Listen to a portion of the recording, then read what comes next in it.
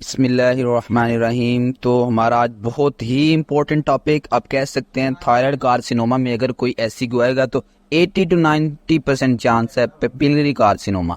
तो आए हम अब पेपिलरी कार्सिनोमा देखते हैं। सबसे पहले इसकी पैथोजेनेसिस, ये भी इम्पोर्टेंट है, ठीक है। इसमें कौन कौन से जीन इन्वॉल्व हैं ये आपको आना चाहिए, ठीक है। तो आप अगर जस्ट जीन्स के नेम ही याद कर लें दैट इज इनफ, लेकिन मैं आपको पूरी पैथोजेनेसिस की करवाता हूँ।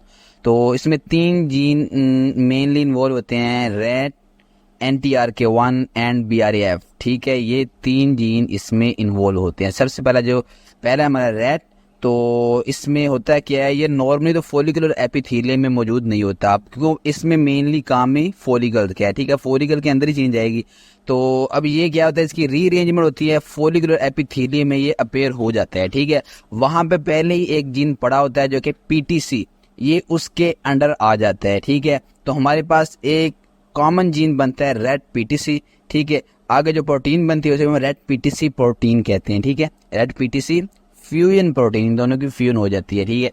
तो अब ये हमारे पास फ्यूजन प्रोटीन ये आगे क्या करती है, जो मेन पाथवे है जो कि कंट्रोल करती है फॉलिकुलर एपिथेलियम की डेवलपमेंट को, मैप काइनेज पाथवे, ठीक है, उसको एक्टिवेट कर दी है। इसी तरह NTRK1 जो है इसकी भी रीअरेंजमेंट होती है। तो ये भी आप कह लें कि ये तो नॉर्मली पाया जाता है इसमें, ठीक है, फॉलिकुलर एपिथेलियम में। इसमें ये भी फ्यूजन प्रोटीन इसकी भी बनती है, री अरेंजमेंट होती है। देन हमारे पास तीसरा जीन जो है BRAF, जिसे बर्फ भी आप कह सकते हैं, इसमें गेन ऑफ फंक्शन म्यूटेशन होती है। होता क्या है, विलाइन टू ग्लूटामेट, विलाइन की जगह ग्लूटामेट आ जाता है 600 कोडोन के ऊपर, ठीक है, ये चेंज आती है। तो अब ये होता है कि इसमें ये तीनों हमारे पास जीन में ये जो रीअरेंजमेंट और म्यूटेशन हुई है, ये तीनों पाथवेज क्या करती हैं, एक्टिवेट करते हैं मैप काइनेज पाथवे को, ठीक है। तो मैप काइनेज ये फॉलिकुलर एपिथेलियम आप कह रहे हैं उसकी डेवलपमेंट को मैंने आपको बताया कंट्रोल कर रही होती है, ठीक है। तो ग्रोथ जो है वो बढ़ जाएगी एंड आल्टर डिफरेंशिएशन, ग्रोथ तेजी से होना शुरू हो गया, इनको ज्यादा एक्टिवेशन हो रही है पीछे से। तो अब इसकी एक्टिव कह रहे हैं ग्रोथ बहुत ज्यादा हो रही है, तो डिफरेंशिएशन भी आल्टर्ड हो। जब चीज को तेजी से बन रही होती है ना, तो आप कह रहे हैं सही नहीं बन रही होती पूरा टाइम, जब नहीं ले रहा। तो उसके बाद इसके वेरिएंट्स है, that is separate SCQ, follicular, tall cell and diffuse sclerosing and classic, ये 4 इसके वेरिएंट्स है, ये भी SCQ में आता है। So let's open the curtain. So have a beautiful evening in Pakistan. So what are you seeing, a boy and a girl, they are husband and wife, they are just kissing, okay. तो इसमें ये है कि ये जो लड़की है इसका नाम एनी है, and she is orphan any आपने याद रखना है। तो इसकी शादी हुई इससे, तो ये गरीब थी, इसको कोई जहेज में सामान नहीं मिला, तो वो ऊपर से ये देखिए इसका हस्बैंड इसे प्यार कर रहा है, ठीक है, लेकिन इसने एक क्या नाइफ पकड़ा, छुरा, ठीक है। तो इसका पहले हम नाम सजेस्ट कर लेते हैं, the kissing of orphan any, ठीक है, ये इस टॉपिक का नाम है, ऑर्फन एनी। हम देखेंगे किसिंग, इसे हम कहते हैं पप्पी, ठीक है, पप्पी, ठीक है। तो पप्पी से पेपिलरी कार्सिनोमा याद रखेंगे, that is the picture of papillary carcinoma. तो अब ये इसे पप्पूज, इसके बच्चे का नाम पप्पू है, ठीक है, बेटे का नाम ये उसकी मदर है, पप्पूज मोम। पप्पू से पेपिलरी, मोम से अपने स्मोमा बॉडीज याद रखनी है, हम आगे देखेंगे। तो इसमें ये इसे मार क्यों रहा है, क्योंकि वो सामान नहीं लेके आई, तो वो उससे नफरत कर रहा है कि ये सामान नहीं लेके आए, गुस्सा उतार रहा है, ठीक है, नीचे से छुरा घोंप रहा है। इसने 2 पहले जख्म किए हैं जिससे ये पेरिटोनियम बाहर आई हुई है, ठीक है। तो अब हम इसके ग्रॉस फीचर सबसे पहले देखते हैं। ग्रॉस कहाँ से शुरू होता है, जहाँ से ये खंजर जो है इसको मार रहा है, ठीक है। पहले 2 नीचे इसने लीजन्स किए जिससे पेरिटोनियम बाहर आई, और एक ऊपर अब लगा रहा है, ठीक है। तो वो बस उसे आप कह लेंगे धोखा ही दे रहा है, ठीक है।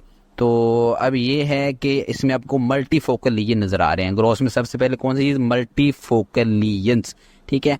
अब ये 2 आपको नीचे लीजन्स आ रहे हैं, एक ऊपर ये कर रहा है। अब जो 2 नीचे आ रहे हैं, ठीक है, ये आपकी ग्रोथ को एक्सप्लेन कर रहे हैं। एक तो मल्टीफोकल हमने कह दिया, ठीक है, मल्टीपल फोकस आपको नजर आए। दूसरा ये कि ये जो आपको सिस्ट नजर आ रहे हैं पेरिटोनियम की बाहर आई हुई हैं, तो ये इस वेल सर्कमस्क्राइब, ठीक है, आपको इसके मार्जिन क्लियर नजर आ रहे हैं। दूसरा इनकैप्सुलेटेड है, जो इनके इर्द गिर्द ब्लैक सी आपको क्या नजर आ रही है, लाइन लगी हुई है, इनका कैप्सूल को शो कर रहा है, ठीक है, एक वेल सर्कमस्क्राइब इनकैप्सुलेटेड है, और ये आपको सिस्ट नजर आ रही है, ठीक है।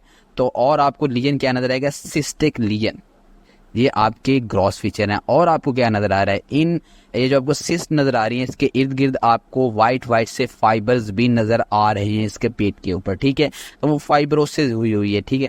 तो ये देखें ना, ये फाइबर्स आपको मल्टीपल इसके इर्द गिर्द नजर आ रहे हैं। और चीज आपको फाइब्रोसिस, ठीक है, ये हो गया। उसके बाद ये नीचे इसके पास ही दूध का गिलास पड़ा है। तो in first night of marriage दूध का गिलास लाजमी कमरे में होता है। तो that is the milk. Milk से हम क्या याद रखेंगे, कैल्सिफिकेशन। और आपको ग्रॉस में कैल्सिफिकेशन, अब हम ग्रॉस को न्यूमरेट कर देते हैं, क्या क्या हमें नजर है, multifocal lesions, well circumscribed and encapsulated, ठीक है, लीजन से। उसके बाद लीजन जो है वो सिस्टिक विद फाइब्रोसिस, फाइब्रोसिस हुई है, एंड कैल्सिफिकेशन। ये आप इतना लिखते हैं, आपको नजर आ रहा है। That is all about gross features. Now we next move towards microscopic features of papillary carcinoma. Microscopic में आपको क्या नजर आ रहा है, हम शुरू करते हैं। इसके ना न्यूक्लियर फीचर जो हैं वो डायग्नोस्टिक फीचर होते हैं, ठीक है, न्यूक्लियाई। तो अब जो इनकी आपको आंखें नजर आ रही हैं, ठीक है, ये एनी है और ये ऑर्फन है, ऑर्फन एनी, इससे आपने याद रखना न्यूक्लियर, न्यूक्लियाई को हम कहते हैं ऑर्फन एनी न्यूक्लियाई। अब ये इनकी आंखें देखें, दोनों की एक एक आंख से दोनों ब्लाइंड है, उन्होंने पैच लगाए हुए हैं, ठीक है। लड़की ने व्हाइट लगाया है, लड़के ने ब्लैक लगाया पैच, ठीक है, उसके आपको डिजाइन भी नजर आ रहा है। अब ये देखें लड़की की, इसमें आपको ब्लू ब्लू सी लाइंस नजर आ रही हैं जो कि फाइनली डिस्पर्स्ड क्रोमाटिन को शो कर रहे हैं। अब ऑर्फन एनी न्यूक्लियाई में आपको न्यूक्लियस में क्या नजर आता है, फाइनली डिस्पर्स्ड क्रोमाटिन। अगर आप सिर्फ ऑर्फन एनी न्यूक्लियर लिख दें दैट इज इनफ। अगर वो पूछ ले कि इसमें होता क्या है, क्यों कहते हैं, तो आपने कह देना है कि ये फाइनली डिस्पर्स क्रोमाटिन की वजह से इसे ऑर्फन एनी न्यूक्लियर कहते हैं, ठीक है। इसके पेरेंट्स होती है ना आई ऑर्फन एनी जो है वो क्या उसे कहते हैं, आई न्यूक्लियर की तरह की, ठीक है। तो उसके बाद ये आप इसके हस्बैंड की आई देखें तो ये भी न्यूक्लियर को शो कर रही है। इसमें आपको क्या पिंक पिंक सी लाइंस नजर आ रही है, ठीक है। पिंक पिंक सी लाइन क्या शो कर रही हैं, ये कर रही हैं इंट्रा न्यूक्लियर इंक्लूजन्स, ठीक है, न्यूक्लियस के अंदर इंक्लूजन।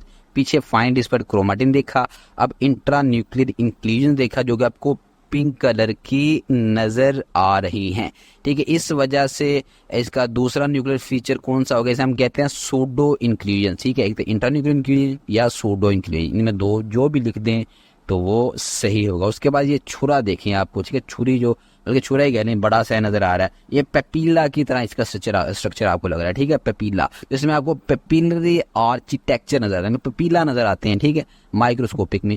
तो पेपीला इसमें फाइब्रोवैस्कुलर कोर होती है, जहां भी आपको होगी, हमने ब्रेस्ट में भी देखा था। तो इसमें आपने लिखना पेपिलरी आर्किटेक्चर। अब इसके अंदर आपको वो कंसेंट्रिकली अरेंज ना वो लाइन सी नजर आ रही है, ठीक है, गोल गोल सी सिस्ट लाइक।